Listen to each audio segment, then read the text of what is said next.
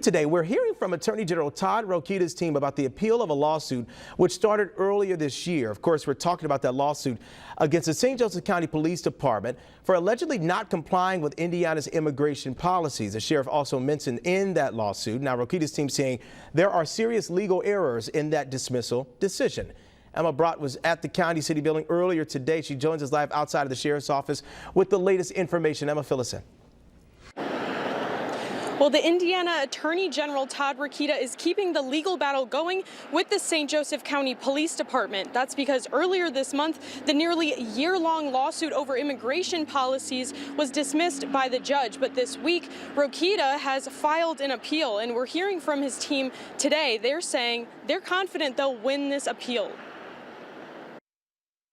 The timeline of this civil suit started back in January when Indiana Attorney General Todd Rokita filed a lawsuit against St. Joseph County Sheriff Bill Redmond and the St. Joseph County Police Department for allegedly not complying with immigration and customs enforcement. On October 17th, the case was dismissed by the judge. And just a few days ago, Rokita's team filed an appeal against that dismissal. We believe there are serious legal errors in the decision's reasoning.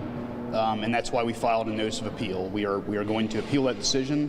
A single decision by a single trial court judge in the state is not going to deter the Attorney General's office from enforcing Indiana's ban on sanctuary policies and protecting public safety. But the St. Joseph County Police Department has denied any wrongdoing from the beginning of this lawsuit. In many ways, the appeal we're taking, I would view it as this is our office defending that policy decision and defending the will of the General Assembly, which has made clear that Indiana is not a sanctuary state. Our team reached out to Sheriff Bill Redmond's team for comment today, and his team tells us the statement released following the dismissal still stands. That statement called the lawsuit frivolous, also stating in part, "It's unfortunate that taxpayers were forced to pay for this legal circus." What's also unfortunate, the comments made by local elected officials trying to use this moment to create fear and division within our community. The statement goes on to say, "My door has and will always be open to conversation.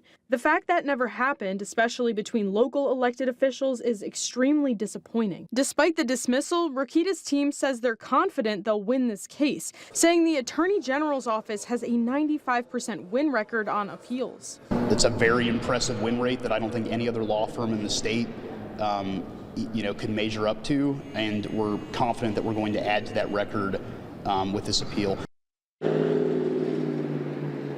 That appeal was filed on October 24th, just a few days ago, and Rokita's team says they're still unsure what this timeline is looking like because it's in the very beginning stages of the appeal process, but they say that they're moving forward with a sense of urgency with this lawsuit. And we'll keep track of it too, of course. Emma Brott, we appreciate the reporting. Emma, thank you.